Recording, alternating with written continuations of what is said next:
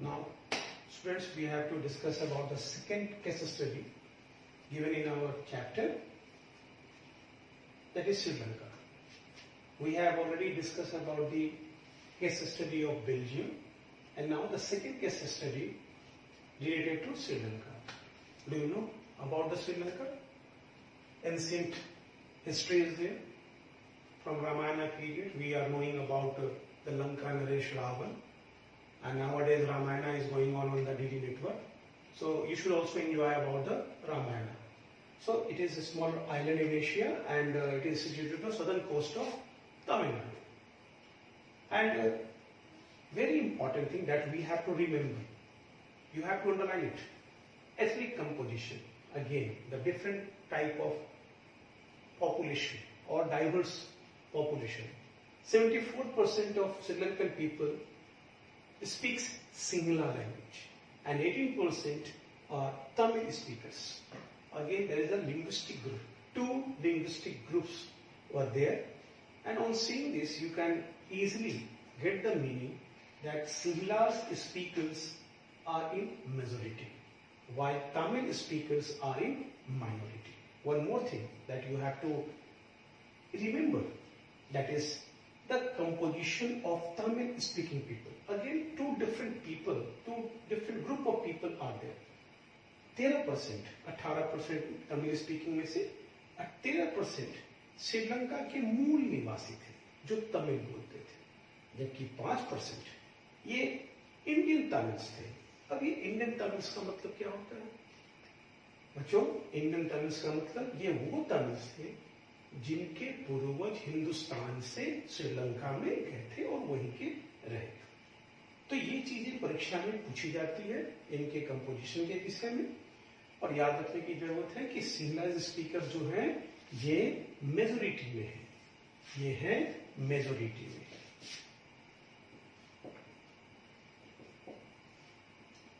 जबकि Tamil speakers minority में है.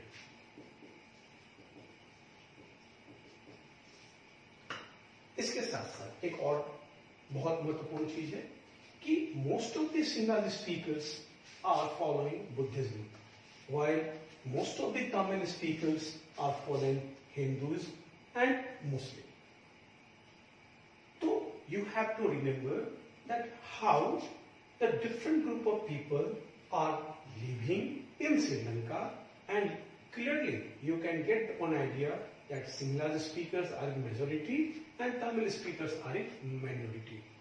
This is the situation that take Sri Lankan society into a conflict that is called social division, that is going to be discussed just now. So now we are going to move to see what are the areas of conflict between the Tamil and the Sinhala speakers.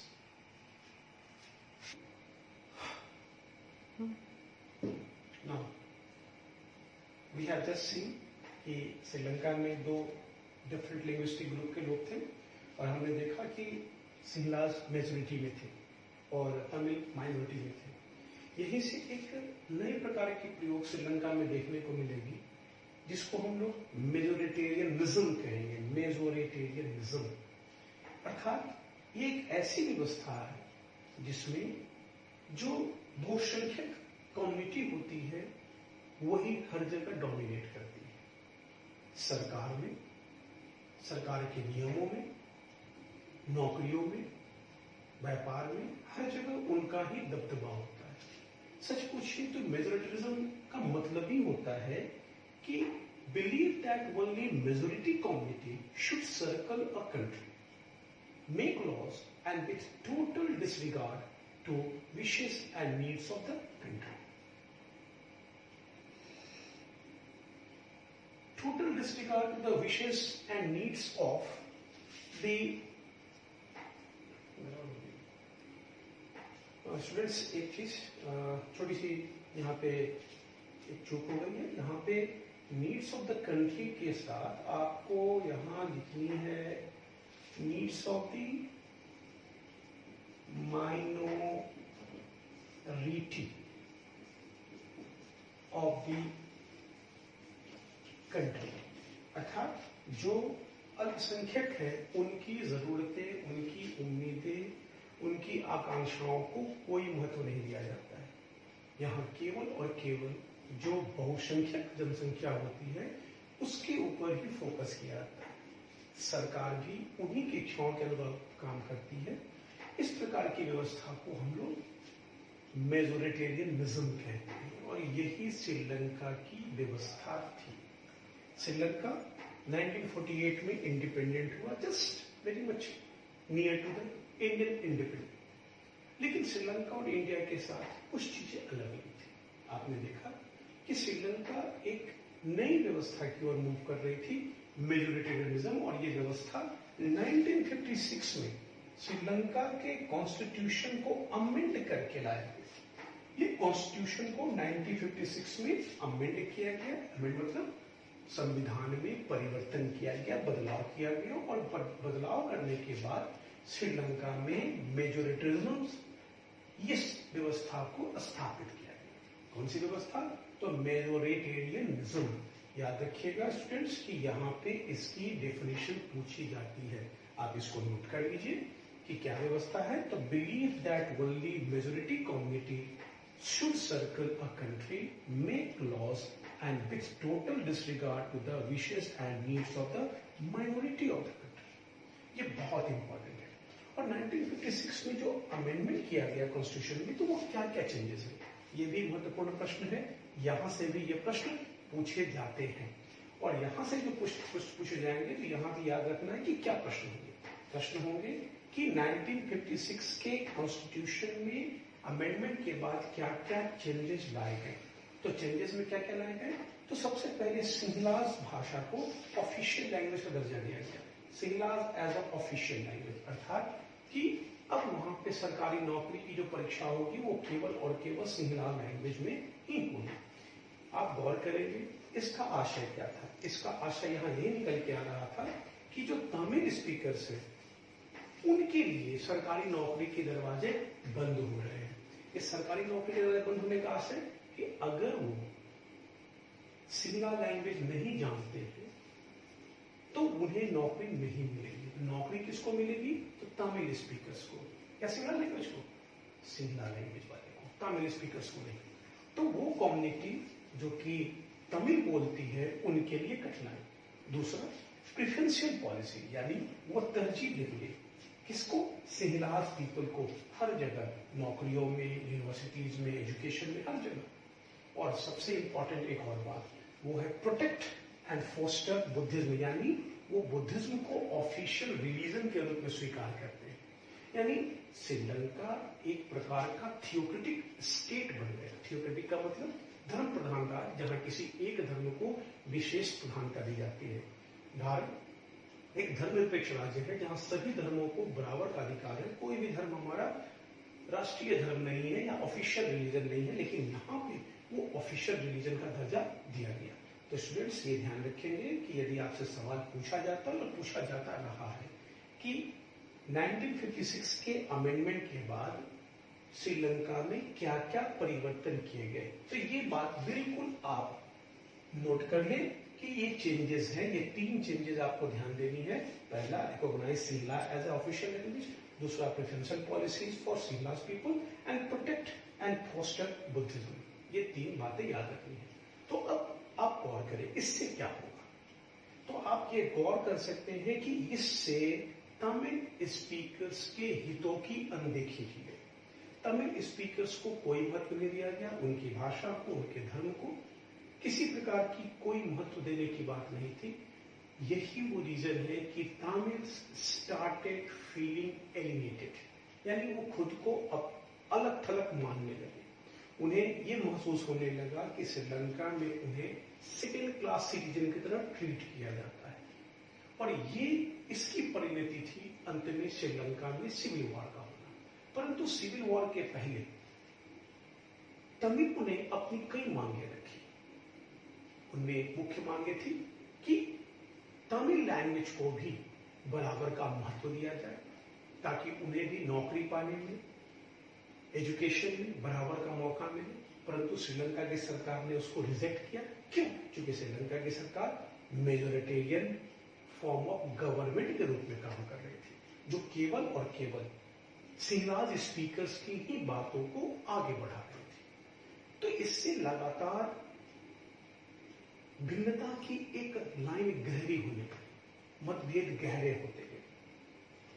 तमिलों ने बाद में अपनी मांग को आगे रखते हुए उन्होंने एक वो इलाके जहां पे तमिलों की बहुसंख्या थी, ये जाफना के इलाके का पार्ट है, वहां पे उन्होंने अपने लिए एक स्वायत्त सरकार यानी रीजनल ऑटोनॉमी की डिमांड की। स्वायत्त सरकार का मतलब है कि वो डे टू डे लाइफ में Tamils will be empowered to rule in that particular area under the paramountcy of Sri Lankan government. यानी सरकार मुख्य रूप से श्रीलंका में जो होगी वो अपना काम करेगी, और जिन इलाकों में तमिलों की बहुसंख्या है वो तमिल्स को उस इलाके की सरकार चलाने की अनुमति मिलेगी, यानी अधिकार है। इसको कहते हैं regional autonomy. Day to day affairs में श्रीलंका की सरकार का कोई रोल नहीं होगा और तमिल खुद उस इलाके को एडमिनिस्ट्रेट करेगी। बट श्रीलंका की सरकार ने इस डिमांड को भी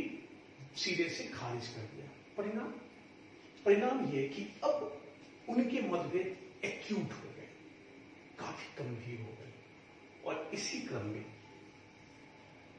aggressive Tamils, alienated Tamils, they formed a group called LTTE। क्या नाम बताया मैंने? LTTE। ये है आपका LTTE। LTTE का तात्पर्य होता है लिबरेशन ऑफ तमिल टाइगर इलम। लिबरेशन ऑफ तमिल टाइगर इलम under the leadership of Velupillai Prabhakar. कौन थे इसके लीडर? वेलुपिल्लई प्रभाकर।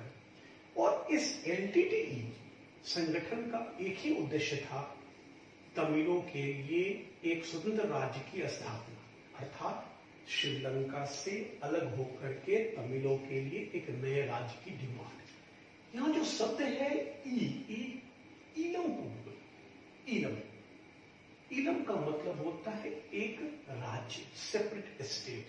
तो यहां महत्वपूर्ण बात है कि तमिल और सिंधों के बीच जो मतभेद थे अब वो गंभीर हो गए, और अब LTTE के जन्म के साथ ही अब डिमांड आ गई क्या? एक सेपरेट नेशन की। और यहां से श्रीलंका में शुरू होता है सिविल वॉर। इस सिविल वॉर में लाखों लोग मारे गए, तमिल भी, सिंहलाज भी। LTTE ने चुन चुन करके श्रीलंका सरकार के उच्च अधिकारियों को, नौकरशाहों को, पुलिस ऑफिसर्स को, सेना के लोगों को मारना शुरू किया। ये ध्यान रखेंगे कि LTTE ही ऐसी संगठन है जिसे यह इस रूप में देखा जाता है कि इसने ही सबसे पहले सुसाइड ह्यूमन बॉम्बर्स को इंट्रोड्यूस किया। Suicide human bombers. इस संदर्भ में मैं आपको यह भी बात बता दूं कि LTTE संभवतः पहली आतंकवादी संगठन के रूप में भी मानी जाती है, और इसी LTTE का ही हाथ था हमारे भारत के पूर्व प्रधानमंत्री श्री राजीव गांधी की हत्या में। तो अब LTTE और श्रीलंकन सरकार के बीच गंभीर मतभेद आ गए, जो कि सिविल वॉर में, जिसमें लाखों लोगों की जाने गई। तो अब आप इस चीज को गौर करें। श्रीलंका और बेल्जियम, याद कीजिए बेल्जियम में हमने क्या पढ़ा? बेल्जियम में पढ़ा डाइवर्स पॉपुलेशन। कौन कौन? डच स्पीकिंग, फ्रेंच स्पीकिंग और जर्मन स्पीकिंग। वहां भी इंटेंस कॉन्फ्लिक्ट की सिचुएशंस थी। हमने देखा कि Belgium was at the verge of civil war, परंतु सिविल वॉर नहीं हो पाई। कारण वहां की सरकार, वहां के लीडरान, वहां के लोगों ने मिलकर के एक वैकल्पिक रास्ता ढूंढा, एकोमोडेट किया, एक दूसरे की जरूरतों को समझा, और उन्होंने देश के हित को सर्वोपरि मानते हुए देश की एकता को बनाए रखने के लिए आपस में समझौता किया, जो हम लोगों ने पढ़ा Belgian model of power sharing. और यहां श्रीलंका में बिल्कुल इसका उल्टा मेजोरिटेरियनिज्म है, जहां तमिलों की डिमांड, जो कि माइनॉरिटी पॉपुलेशन है, डिनाई की जाती है। परिणाम सिविल वॉर। तो अब आपको स्टूडेंट्स ये समझ में आ रहा होगा कि why power sharing is desirable. Power sharing क्यों होनी चाहिए? आपने देखा बेल्जियम में पावर शेयरिंग ली गई तो परिणाम क्या था? एक मजबूत सरकार बनी, देश की एकता बनी रही, सिविल वॉर का कोई संकट नहीं था। परंतु श्रीलंका में क्या हुआ?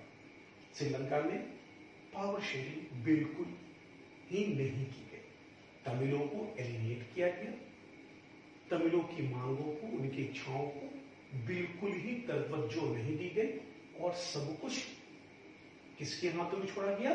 तो सिंहलाज के हाथों में। तो अब देखिए, यहां पावर शेयरिंग नहीं तो क्या आई? Civil war. वहां पावर शेयरिंग थी, सिविल वॉर नहीं हुई।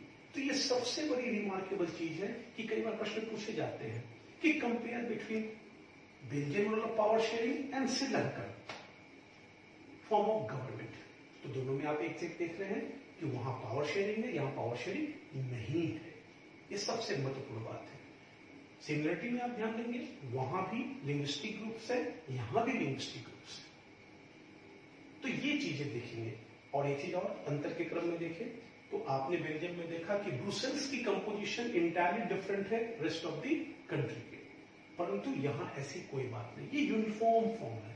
इसी प्रकार से तमिल सप्रेस किए गए पूरे देश में और सिंहलाज लगातार डोमिनेट कर रहे थे। तो इससे स्पष्ट हो गया कि सिविल वॉर के पीछे मूल वजह श्रीलंका में मेजोरिटेरिज्म फॉर्म ऑफ गवर्नमेंट है और यही महत्वपूर्ण है कि क्यों पावर शेयरिंग चाहिए। पावर शेयरिंग है तो सिविल वॉर नहीं है, अर्थात पावर शेयरिंग है तो अलग अलग डिफरेंट ग्रुप्स के लोगों को हम बराबर का मौका देते हैं, so that they should feel कि they are living in their own country, जहां की सरकार उनकी बात सुनती है, जहां सरकार में उनका रोल होता है और जहां वो सरकार से अपनी डिमांड को पूरी करवा सकते हैं। तो इन बातों को अब हम लोग आगे